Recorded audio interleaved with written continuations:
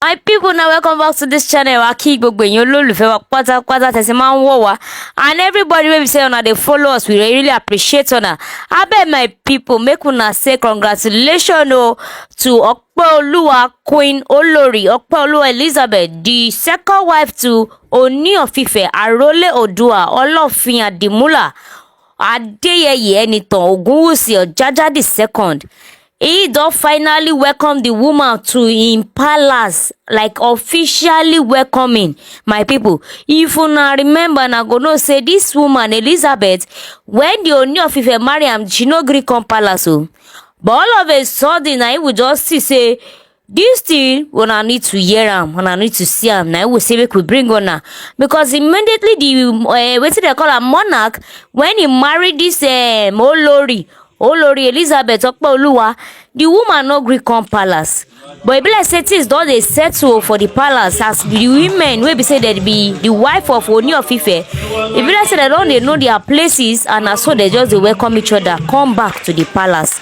My people, na know say na this channel we dey bring on as the matter dey go. Another thing wey I go lie, my people, make una notice be say, why be say Ooni Of Ife you know they ever dey marry big women, like the women wey fat na in size, like size wetin they call am, size 10 na im dey carry. If una even see for most of the pictures, and I go see say even Mariam Manako they stand when they do the rightful right wey be say they go dey do for king wife.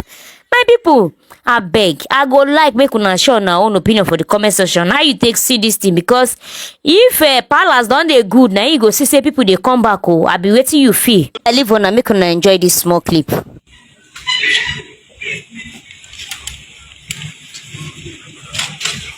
Now one I don't see the way Ooni Of Ife don formally receive him wife wey be Olori Opeoluwa Elizabeth Akimudia.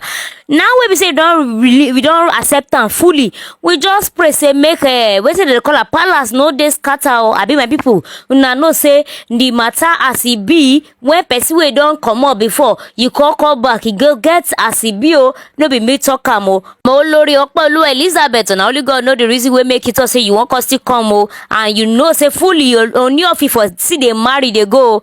My people, make una just help us share your opinion for the comment section and share the video. We love to see you on our next one. Bye for now.